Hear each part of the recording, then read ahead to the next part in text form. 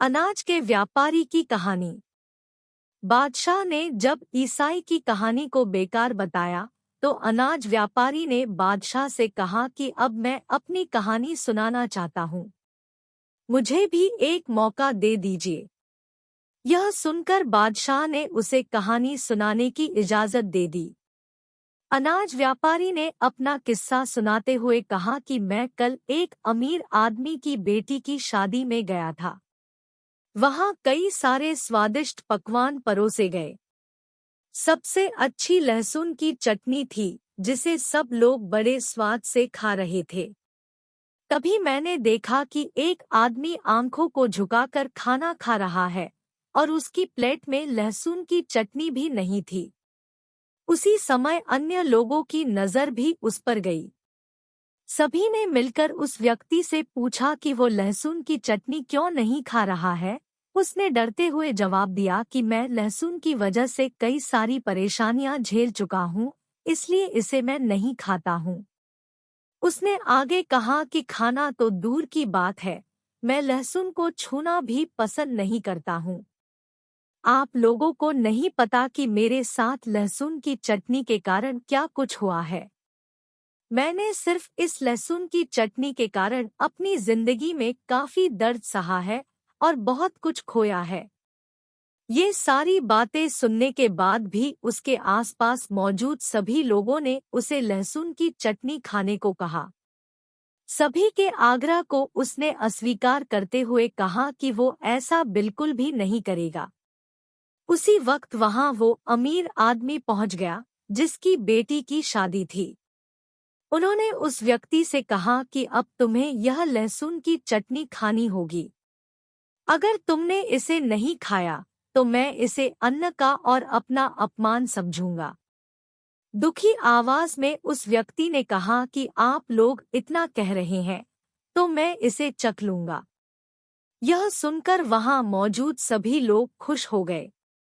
तभी लहसुन की चटनी खाने के लिए उस व्यक्ति ने एक शर्त रखी।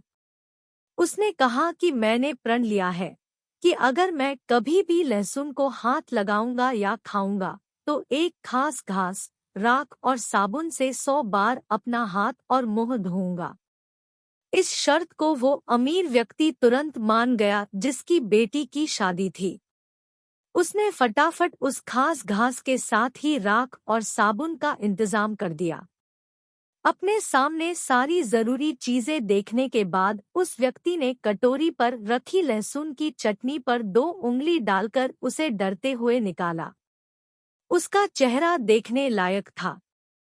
उसे काफी पसीना आ रहा था।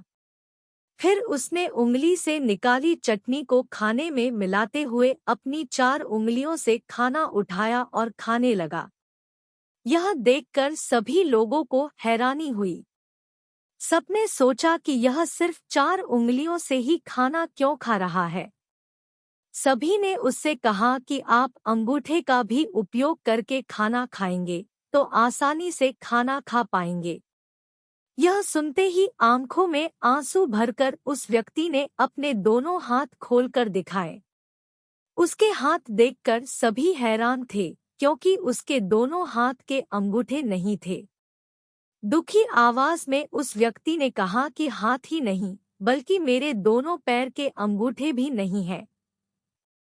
उसके हाथ और पैर देखकर सभी लोगों ने उससे माफी मांगी और कहा कि हमें पता नहीं था कि आपका अंगूठा नहीं है, वरना हम लोग आपको अंगूठे का इस्तेमाल करके खाना खाने को बिल्कुल नहीं कहते।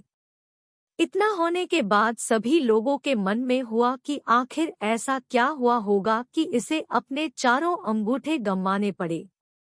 तब तक वो व्यक्ति वहां से उठकर घास, साबुन और राख से 100 बार हाथ और मुंह धोने के लिए चला गया। सभी लोग उसके पीछे पीछे गए और उसे हाथ धोते हुए देखने लगे। जैसे ही उसने अपने हाथ और मुंह अच्छे से धो लिए तो सभी लोगों ने उसे घेर लिया। वो आदमी डर के मारे कहने लगा कि अब ऐसा क्या हो गया कि आप लोगों ने मुझे घेर लिया है। तब जिस व्यक्ति के बेटी की शादी थी उस अमीर इंसान ने कहा कि हम सब आपके अंगूठे न होने की बात से दुखी हैं, लेकिन हम इसके पीछे की कहानी जानना चाहते हैं। तभी अन्य लोगों ने कहा कि हाँ, आखिर आपके साथ ऐसा क्या हुआ है कि आपका एक भी अंगूठा नहीं है? आप आराम से बैठकर हम लोगों को अपनी कहानी सुनाएं। हम आपका दर्द बांटना चाहते हैं। इतना सुनते ही उस बिना अंगूठे वाले व्यक्ति ने कहा कि ठीक है, मैं आप लोगों को अपनी कहानी सुनाता हूँ। इसमें मेरी लहसुन की चटनी न खाने और अंगूठे कटने दोनों ही बातें छुपी है। इतना कहकर वो खाने की टेबल के बगल में रखी कुर्सी पर बैठ गया और अपने साथ हुए उस किस्से को याद करते हुए कहानी सुनाने लगा।